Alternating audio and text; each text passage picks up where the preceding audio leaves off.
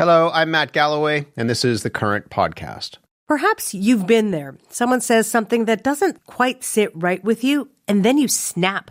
Consumed by anger, you might hang up the phone mid-sentence or slam the door behind you, abruptly ending the conversation. And left unresolved, that anger sometimes hardens into outrage. Dr. Alika Lafontaine had one of those arguments, one phone call that caused a lifelong relationship to fall apart.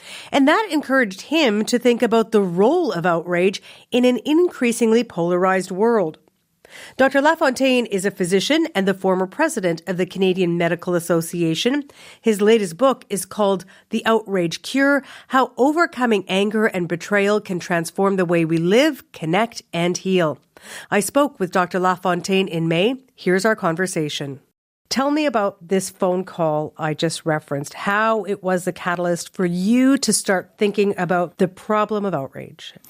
I had been going through a lot of things at the same time. It was the beginning of the pandemic. I was coming in to be president-elect of the Canadian Medical Association, increasingly having my scope of vision widen as far as the problems that people were going through and just the pain everyone was feeling.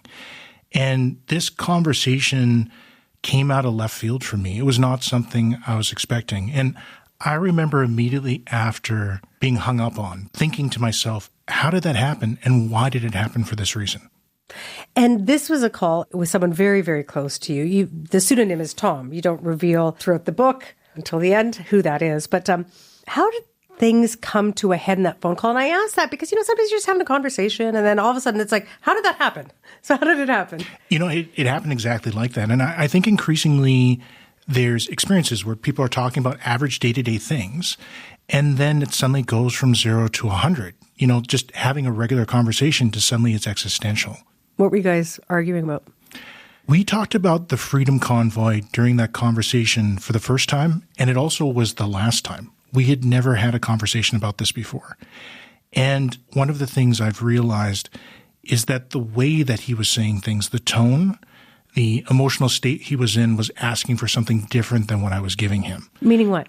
I was really in the mindset of the CMA president-elect, listening to him thinking about, well, how are we going to fix the system? What are the problems within the healthcare system? What are patients going through? And I didn't hear this close friend who was sharing with me deep fears that they had about how the world was changing and what was going to happen tomorrow. And looking back at the conversation, it's really, really clear to me that they had a lot of the things that they took for granted suddenly snatched away. And because of the way I responded to them, I was one of the people that betrayed them. So you came to that conclusion after a lot of time had passed and a lot of thought put into it and a lot of reflection. But when you hung up that phone, do you remember how you were feeling? I was mad. Mm-hmm. I was really, really mad. I was ready to say to him as hurtful things as he had said to me. It wasn't until the finality of that hung-up call started to sink in, me realizing neither of us were picking up the phone to talk to each other again, that the way that we'd always gone about fighting was not what was happening this time around, that I started to sit back and say to myself, well, I guess this is it. And it wasn't something I ever would have considered could have happened with that relationship. The context is important because, as you say, this was during the pandemic. So everyone, no matter what your views on the pandemic were, are, all those things, we're in this heightened state. Every single person, right? This has never happened before. It just, as you say, felt different. When I reflect on what happened, I realized just how powerful those forces going on around me actually were. So people were going through changes in their biology. We all were in a heightened state of awareness, anxiety, frustration, hyperarousal. Our limbic systems were firing, telling us that there were threats around us that we maybe never had anticipated before then. Whoever thought that we'd be in lockdowns? Whoever thought that there would be a spreading disease where we didn't have a clear line of sight on how it was spreading or how severe? We just knew that really bad things were happening. And then there was the sociological things that were going on. Public health had always had the powers to do what it did, but it had never done that within people's lifetimes. You had to go all the way back to the Spanish flu to really see countrywide, society-wide impact like this. And then there were also psychological things going on. Advent of social media, misinformation, lots of folks who both made and broke their names dealing with these strong emotions that were going through us at this time. And so bringing those all together helped me to see the problem in a very different light and also understand myself and what I was going through, and honestly, how I wished I had done things differently with Tom in that moment. That happens, right? We fly off the handle, whatever, react in a way we wish we didn't. And sometimes we just go, it'll pass. And sometimes we just know this isn't something that's going to pass. This is now something we have to confront. And I bring that up because something that you take care of differentiating when talking about this in your book is the difference between anger and outrage. So parse that for me. What is the difference? That was one of the big insights that helped me to understand my own reaction. When you're angry about something, you're really calling for help from folks to help you solve a problem that's just too big for yourself. One of the common things I see day to day is patients who come in who are very angry when they see me. I haven't seen them during their whole visit. Maybe they've been waiting hours or days to get their problem solved. And I walk in as somebody who they'd never seen before, and suddenly I'm the subject of their anger. What they're trying to communicate to me is what I'm going through is important. Pay attention to me. These are my issues. When you switch from anger into outrage, you start to feel like no one's responding to your anger. And you start to ask the question, why? Why am I calling for all this help and people aren't showing up? And I think inevitably most people's minds go to two things. The first is you start to question whether or not the people who are supposed to answer your call, whether they know what to do. So do they actually have the skills? And the second is whether or not they're making decisions in a good sort of way. Are they ethical? Are they moral? Once you start to spiral down those two ways, you stop worrying about solving problems and you actually want reform. You talk about the importance of rumination. What effect does that have? Rumination makes us play out memories over and over again. With our limbic systems, because they're tied in so tightly with our emotions, when we go through those emotions and relive those experiences over and over again, it's almost like we're living them again. And so that one betrayal where that person did not show up for you can turn into 100 betrayals if you live it over and over again. Yeah, you wind yourself up, don't you? 100%. And that is part of, I think, what happened during the pandemic. And it's something that's happening nowadays, too, when we're in our echo chambers. We constantly relive those moments where people let us down. And as a result, we get more and more filled with rage as a result. You use this great analogy of a sportsplex with multiple levels of circular running tracks to describe how we descend, how we go from that anger to outrage to, and this is the next step, indifference. Like, I don't give a boo or, and that just sort of shuts it all down. Walk me through the process. You walk me through anger to outrage. How do I get from outrage to indifference? So biologically, our limbic systems are firing appropriately when we're angry. When we move into outrage, they start to get dysfunctional, where they're firing too much and they get oversensitized or undersensitized to certain stimuli.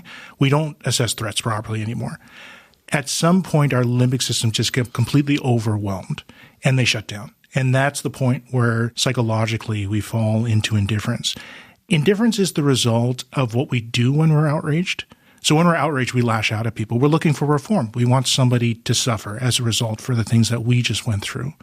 And when we lash out with folks, they lash back. And especially when we're lashing out to organizations or institutions that we heavily depend on, examples being things like the healthcare system, they defend themselves. And sometimes we get labeled with things. Sometimes we have worse experiences as a result. And there comes a point where we start to ask ourselves, is outrage really giving me anything? Is this even worth fighting for anymore? And at that point, you shut down and you just become indifferent. You just want to get through the day and not be harmed anymore. And it changes you. It does. It really gets you stuck in the emotions that have kind of spiraled down. Indifferent people tend to have lost faith that things are going to get better, and they've lost faith that relationships actually matter. Indifference is the loneliest, most isolated part of the downward spiral. I'm glad you brought up the isolation, because this, as you've been talking about, can play out at an individual level. But boy, oh boy, are we in harsh, polarized, divided times. We're seeing this in the collective level, the societal level, groups of people just becoming outraged. So take it from the micro to the macro, from the individual level to the societal level. How's that working? I think you see this playing out with politics right now. It wasn't too long ago that Canadian society was outraged over things. We wanted to see reform. We wanted to switch out of government. We wanted to see people moved out of their positions. We were questioning whether or not our shared institutions were even worth it anymore. And then things down south happened. And I think that existential crisis snapped us out of outrage, where we realized if we lose these shared systems, if we don't have stable leadership, what are we going to do? maybe we won't have anything. And what you see, I think, in Canadian society is a spiral back up into anger. People are now searching for solutions and other things. There's obviously lots of folks who are still outraged. When you go online and you see groups of folks that no matter what problems get solved, they are still calling for a switchover of leadership or reform. Those are folks still caught in outrage. But I think you can see the pattern, especially in politics, playing out nowadays. What makes this collective outrage so powerful and so difficult to disrupt? Because, as I'm listening to you, I'm like, this all makes sense, right? Again, you've had time to reflect, and maybe it's we're all busy, blah, blah, blah. We don't use that time to reflect. But why is it so difficult to disrupt that collective outrage? Because so many people are like, oh my God, we're also outraged about everything. We want to stop. And yet. I think it's because of the way our limbic system interacts with our psychology. So it's actually biological. So once your inner part of your mind that deals with threats starts to be dysfunctional, you start to see threats everywhere. And you start to search out other people who see threats elsewhere as well. And I think this is where my mind goes when it comes to identity around outrage. People tend to search out other people that are just as angry as themselves because they want to feed the outrage because it's a biological need.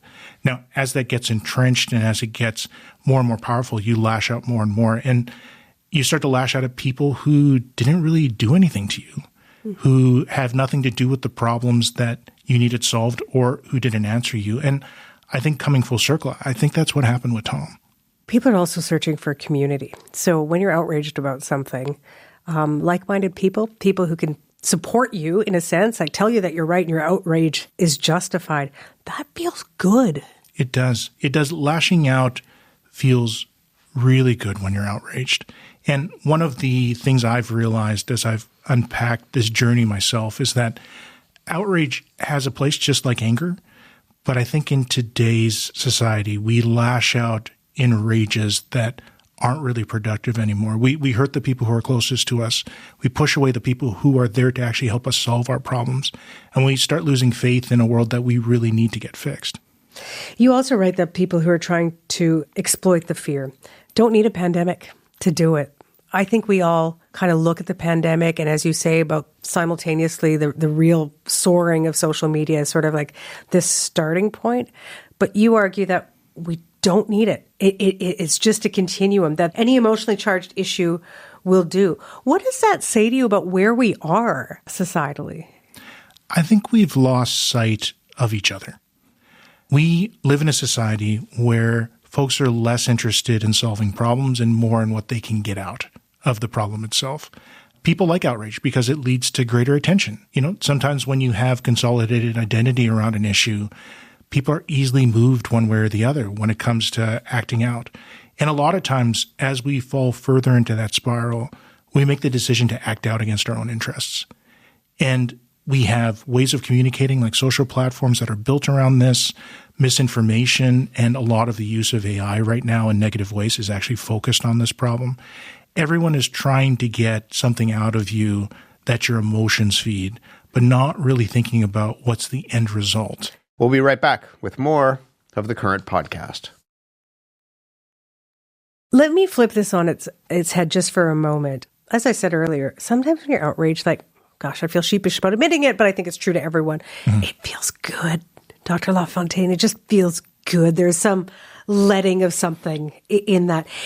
Is outrage always bad? I don't think it is. Outrage is good when you actually need reform. When you have entrenched systems that just don't want to answer the call when people need help. If you look at the late 1940s, the early 1950s, like the creation of the public healthcare system, that is a time when people were outraged about things. The creation of a shared educational approach that everyone could get access to, employment insurance, all these different changes, they're all the effect of people getting upset about things and then moving into outrage as people did not want to answer their call.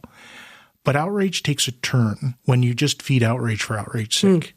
If outrage is not really reforming anything anymore, in almost all situations it's negative, even though it still feels so good. We all come to this with our own individuality, our own lived experiences, our own cultural understandings of the world in which we live. And I'm wondering how your own Indigenous background has taught you, how you've been thinking about that piece of it, about how to pull yourself out of anger, outrage, indifference, that cycle. My Indigenous ancestry and the philosophies and teachings that my parents taught me really grounded family and kinship as a really important part of figuring your way out of these things. There's relationships at the core of all that we do, and that's really where we gain meaning from life, in my opinion. And understanding these emotions through the context of how you can create closer relationships, I think, was a North Star that really helped me as I was unpacking these things. Like I mentioned earlier, I was really mad at Tom after this happened. And it wasn't until I realized that we were not going back to the way that things were that I started to think about the value of what that relationship meant to me. And there was a lot of grief that went along with losing that relationship. It was hard to lose someone that would always give me honest advice and come over and support me in my highest and lowest times. And I think realizing how important relationships are is a big part of having people come to grips with where we're at as far as these powerful emotions we have churning in us today. The thing about the conflict between you and Tom is that it wasn't about the thing. It wasn't about your different views on the Freedom Convoy and the pandemic and how things were going. It was about something, as you say, bigger and more existential. How did you start shifting? What is this really about? What's he outraged about? What am I out? How did you start teasing that apart? I was going down a downward spiral of outrage after my blow up with Tom. And it wasn't until I had a family member almost die that I sat back and thought to myself, what am I doing? I remember walking through the door after flying back from seeing him, and I thought it was the last time I was going to see him. And sitting down with my wife and her putting her hand on my shoulder and just saying, we're going to have to figure this out. You can't be like this anymore. And sometimes you need those moments where you gain perspective again, and you kind of step outside and you think to yourself, what is the point of being so angry all the time? And that was a turning point for me, that I was lucky enough to have people around me who remembered how I was versus how I actually was. You had changed. Yeah. And the people who love you and surround you noticed that change, and they said, this is not good. And I think that's one of the important points that sometimes get lost when we're working through these emotions. If you read a lot of the popular literature about this, it's, cut off those relationships that are toxic to you, focus on developing yourself. Those things have their place in healthy responses to emotions, but it's that relational kinship, having those deep, meaningful relationships, finding some way to come to grips with loss and betrayal that I think really build us back up into people that are part of a thriving society again. We can't keep on going on in this isolated, do-it-alone type approach to life anymore. It's just not congruent with having a strong society. So what's the cure? Because that's the title of your book, The Outrage Cure. So you're the doctor. Give us the prescription. The Outrage Cure is meeting someone with a vulnerability and level of emotion that matches theirs. I didn't realize that it wasn't just about me sharing my pain, but also matching the pain that I was feeling from the people around me that really helped me connect. We're in a world where people feel like they can go online and just share everything about themselves, but then not want to hear anyone else's problems. And there's other times where people don't want to have anyone hear their problems, but they want to hear everyone else's. Both of those extremes are not healthy, but it's really matching that emotional energy between people and finding that level of vulnerability. And I would say that one of the most meaningful parts of my life, and when I talk with folks, both professionally and personally, same for them, it's having that relationship or relationships where you can actually do that. You've heard this from many of your friends, perhaps others in your family. I have as well. It's some occasion, and we're all getting together with the family, but these are the do not go lists, right? And we're not going to talk about these things because it can turn into this fractured relationship. What is your sense of that? Should we be putting okay, here are the things we can talk about that are, polite and easy? Because we might be losing the more meaningful conversations if we don't talk about the things that actually might outrage us. Outrage throws up walls between people, and it pushes them into not being honest with each other. And I think that's one of the major reasons why relationships fall apart nowadays. Superficiality is okay for, general relationships, but everyone needs that person that they can be their real selves with. And I think we've lost how to do that because of the pandemic, because we've been isolated, because of polarization that's happened, because of how we digitally communicate. And the book's really about how to find your pathway back to that again. And it's tough. I talk lots about a lot of painful realizations I had about what happened, and then also how I've dealt with loss and betrayal over the years. And I think going through that process is healthy for folks if that brings you back to having that honest, open relationship with people again. It's a very meaningful endpoint for a lot of relationships. Might I ask you, because I can appreciate that there's people listening to this say, okay, the self-reflection, you did that. Then you got to put that self-reflection to some kind of action. You got to reach out. And so many people are stubborn. They're like, I'm not. Like, why isn't he reaching out? And you get, again, this spiral kind of happens. Can I ask, like, how you got from, okay, self-reflection, this is who I am, this is how I came to this is my learning, to actually building that bridge back to Tom? You know, in the book, it feels like I'm talking with readers as I walk through things, because that is quite literally what was happening. I was discovering a lot of these things in real time. And in the final chapter of the book, I talk about a very significant loss that I had. And it was actually the death of my dad. And I think when you look at these really entrenched levels of outrage and indifference that people go through, sometimes you have to have that really significant shared grief. You know, both me and Tom were affected. And I think that grief is a necessary part of helping to fix our biology, helping to restore our limbic systems back to functionality again. It's also a thing that resets our social, environments. When you know someone has gone through something significant, you treat them with more care, even if you're angry, outraged, or indifferent towards them. And I think from a psychological point of view, too, that feeling of loss, it pushes you to reach out and connect with people in ways that you just maybe didn't consider anymore. And so I think in the most severe parts, that shared grief is probably what's necessary. And it doesn't have to be the death of a father. It could be a lot of different things. Yeah, it can be grieving the loss of the relationship with the person you're in this tussle with. I'm sorry for the loss of your dad. How are we going to get ourselves out of this? I guess I shouldn't ask you that. There are powerful forces at play trying to keep us all in this cycle of outrage. It pays dividends in some very real ways to some people and some infrastructure that we have. How hopeful are you that society can actually move past the outrage to something more constructive? I know you hear it all the time, because I hear it all the time. Everyone hears it all the time. Oh, we're also just angry and polarized and outraged, and I just wish we could get back to something or find something new. Are you hopeful that we can? I was often asked at the end of interviews when I was CMA president whether or not I was still hopeful that things would get better. And I realized over time that hope is an action word. It's not an aspiration. So if people are still showing up and people are still interacting and people are still trying to make things better, you have to be filled with hope, because otherwise you wouldn't show up anymore. I think that the alternative to all of these things, that we just have a continued downward spiral where no one cares about anything anymore, I think just like the existential threat down south, that is something that I don't think most people would be willing to accept. And so I think we're going to bounce back. I think after this age of polarization, we're moving into a trajectory where people will connect with each other again.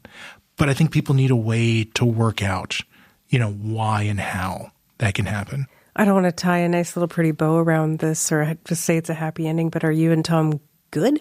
We circled back and reconnected.